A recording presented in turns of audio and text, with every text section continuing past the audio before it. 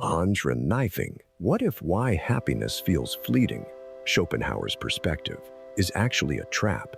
Imagine standing at the edge of a vast chasm, the exhilarating promise of joy shimmering on the other side, yet every step you take only deepens your sense of longing.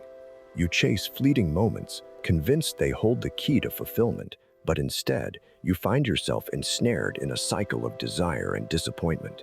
Each fleeting happiness leaves you more hollow than before, trapped in a psychological labyrinth where the exit seems forever out of reach. What if the very pursuit of joy is the source of your discontent? Imagine for a moment standing in a sunlit field, the warmth of the sun on your skin, yet feeling a chill that runs deeper than the wind. Happiness, that elusive state, wraps around you like a delicate veil, and just when you think it has settled, it slips away, leaving only the lingering echo of its presence. You've chased moments of joy, only to watch them fade, each time leaving you with a deeper sense of emptiness. Here's what's curious. Happiness is not merely a fleeting emotion, but perhaps a mirage concocted by our desires and expectations.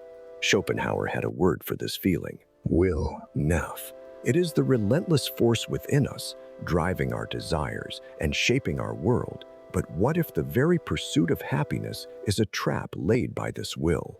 Most people never realize that chasing happiness can lead to a cycle of dissatisfaction, like chasing the horizon, always visible, never attainable. But then, what if happiness isn't the end goal? What if it's merely a byproduct of something else entirely?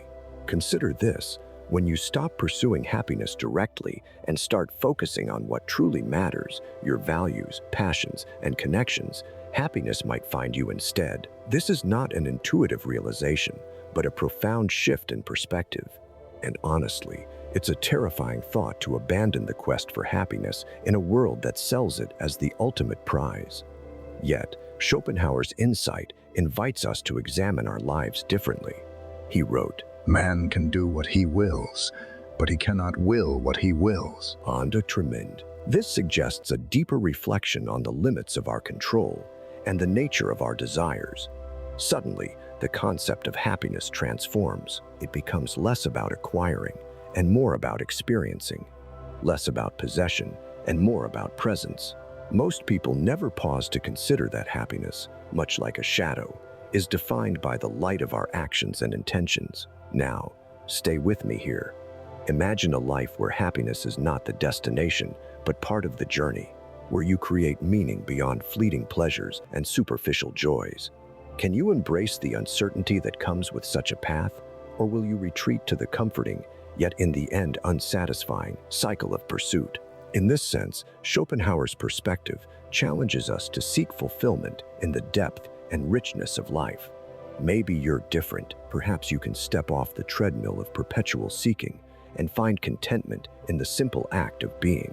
Some people never ask themselves these questions, but perhaps you're different, ready to explore what lies beyond the horizon of happiness. But here's a chilling truth.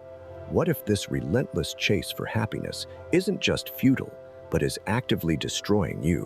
What if, in your pursuit, you are sacrificing the very essence of your well-being? Most people never stop to think about the cost of this endless hunt. They never notice how it drains their energy, distorts their priorities, and leaves them feeling hollow despite their achievements. Ask yourself this: how often do you measure your worth by your happiness?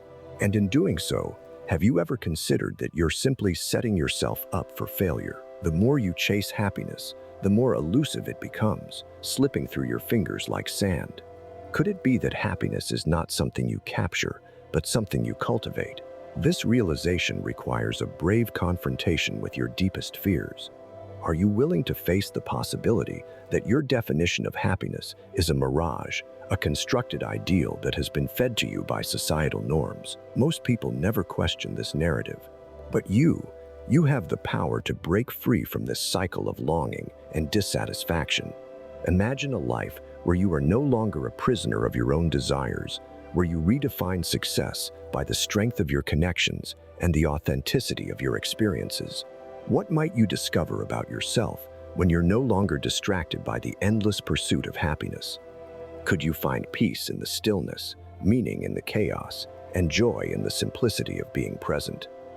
This transformation is not easy. It demands introspection, courage, and a willingness to embrace vulnerability. But think about it. Isn't it worth the risk to reclaim your life from the clutches of an unattainable ideal? This is your chance to transcend the ordinary and step into a realm where true fulfillment resides, beyond the superficial allure of happiness. Are you ready to embark on this profound journey?